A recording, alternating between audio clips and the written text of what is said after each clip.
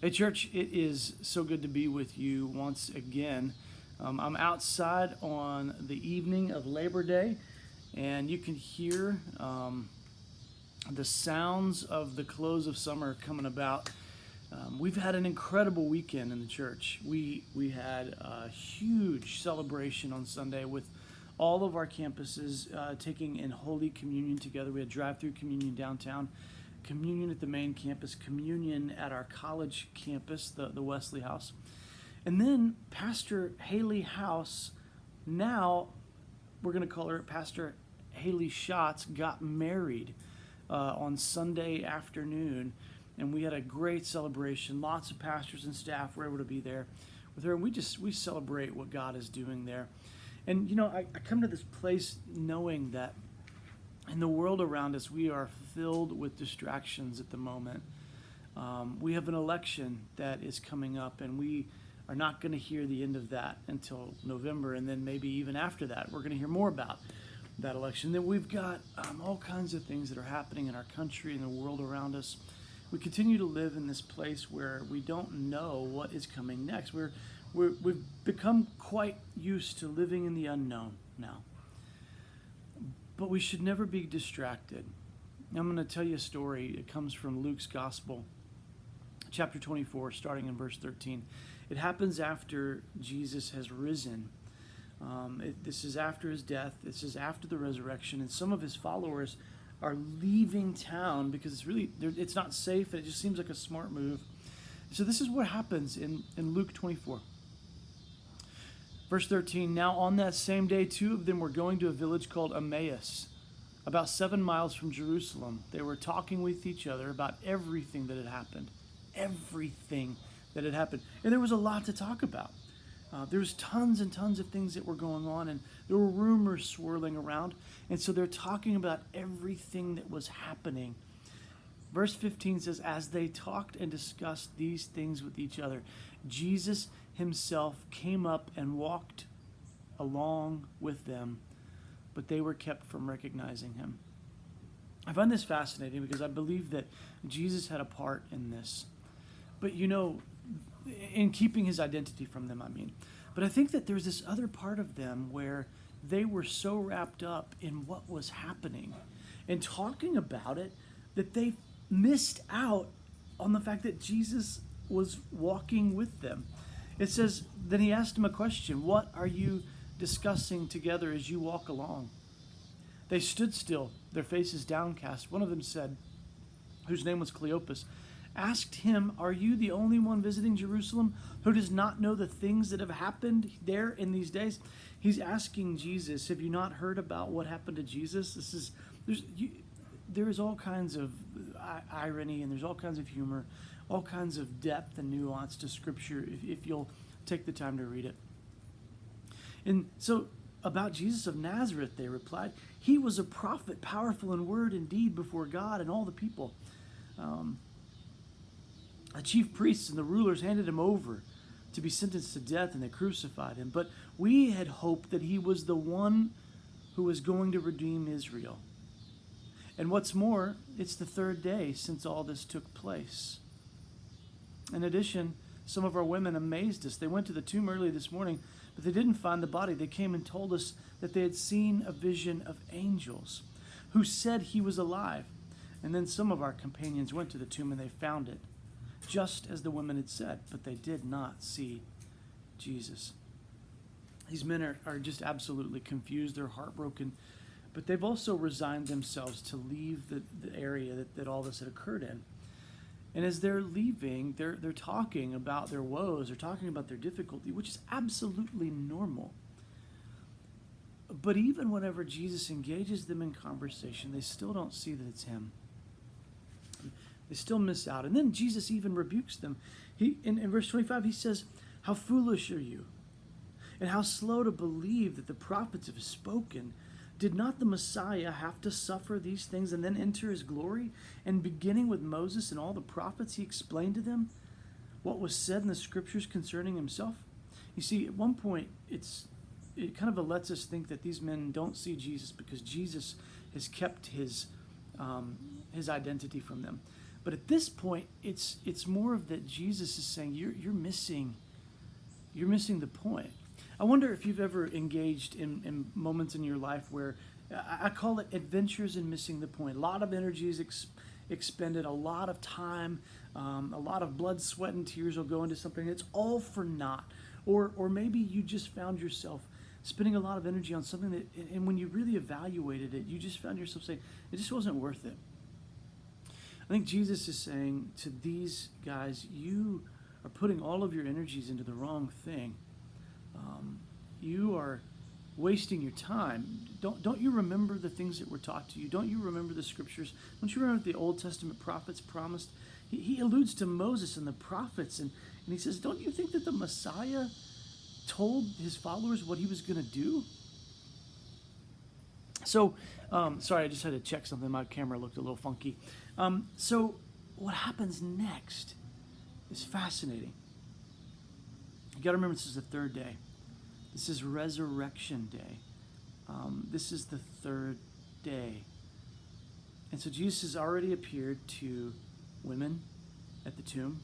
And now he is appearing here to these men who are leaving town. They're on their way out of town. They're heading out.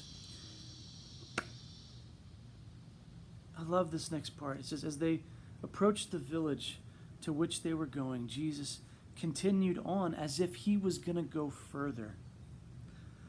I don't know that this is a test so much, but it's a moment of a real crossroads to see where these men are going to go. And so what their next step is. Well, it says, but they urged him strongly, stay with us, for it is nearly evening. The day is almost over. And so he went to stay with them. And they still don't realize that this is Jesus with them. When he was at the table, though, he broke bread and he gave thanks. It says he broke it and he began to give it to them. And then their eyes were opened and they recognized him, and he disappeared from their sight. They asked each other, were not our hearts burning within us while we talked with us on the road? And he opened the scriptures to us. They got up at that point, and then they returned at once to Jerusalem. They found the 11 and those with them assembled, and they said, it is true, the Lord has risen. He has appeared just as he appeared to Simon. And then the two told what had happened on the way and how Jesus was recognized by them when they broke bread. I love this. I love that Jesus finally reveals his glory. He reveals who they were sharing a table with. And I love that it was in the moment where he broke bread. And it was in the breaking of the bread and the blessing it and the giving it to them that they realized who they were sitting with. You know, it really does require us these moments to slow down and take notice, to take Sabbath, to really stop what we're doing, because there are so many distractions around us right now. And many of them are worthy of our time and our energy. But if these distractions don't allow us to see that Jesus is in our very midst, they need to be dealt with and they need to be handled. They need to be worked over. And so if you'll just permit me to pastor you for a moment. Sometimes we will be consumed by the world around us. And the world, it moves like mad. And it has an appetite that will never be quenched. And so it will just take and take and take. And we can become so distracted by that we fail to sense and fail to see that Jesus is right here with us, trying to reveal his will and his desire for our lives. That he wants us to live into the redemption and to live into the hope and to the joy that he has promised. Whenever he says in John 10:10, the thief comes to steal, kill, and destroy. We've experienced that, right? We've experienced the work of the enemy in our lives, stealing our joy, stealing our moments, killing hope. He says, but I come that you might have life, and life abundantly. And that is the promise that we have from walking in an abiding relationship with Jesus Christ. And so in the midst of a world that is distracting, and my friends, it's distracting. We have so many things that consume us. The Lord wants us to remember that he is with us and that it's time for us to sometimes slow down. So we just took communion on Sunday. It happens in these holy moments. It happens in those early morning devotional times when you are seeking the face of the Lord. It happens when you're laying in your bed at night and you're praying. I had this conviction one time that I was praying, laying in my bed praying, and I would fall asleep. Has that ever happened to you? You fall asleep praying? And then I had a mentor one time tell me, Brandon, have you ever had a child fall asleep in your arms while they're looking up at you, just talking to you one minute and the next minute they're asleep? And I was like, oh yeah, my own children have done that. And he says, as a father, is there any more joy in that moment that when your child is talking to you in one breath and the next they're asleep? And I was like, no. And he goes, don't. He says, give yourself a little grace. Give yourself a little grace in this. So here's what I'm going to challenge you to do, if you'll permit me to pastor you for a moment. It's this, is continue to create opportunities to meet with the Lord. The world is distracting and we need Jesus. And so make certain that you are taking the time to create opportunities for Jesus to speak to you. Don't move so fast that you miss Jesus in your very midst. He shows up in conversations. He shows up at church, yeah, for sure. But he shows up at the grocery store, and he shows up in a phone call to that family member you haven't talked to in a while. He shows up in your quiet time. He can meet you at the gas station. You never know where Jesus is going to show up. He may show up in a song.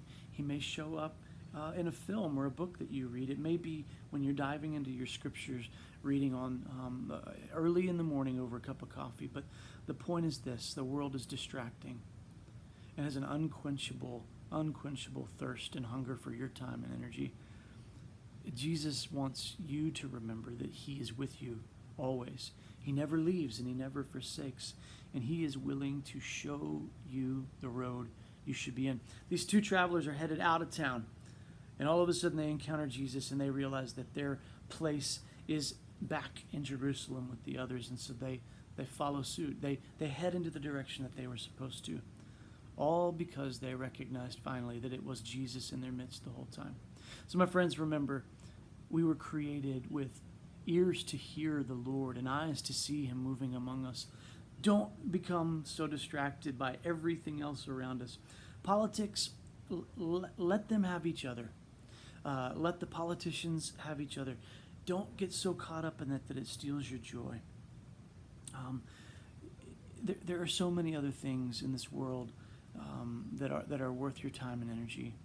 And so listen to Jesus, meet with him, carve out that time that you can. You have the power and the ability to do it because he wants to say something to you. Church, I love you, and it's so good to join with you, even in a video devotional. I hope to see you at church in one of our in-person services very soon. All right, talk to you soon. Bye-bye.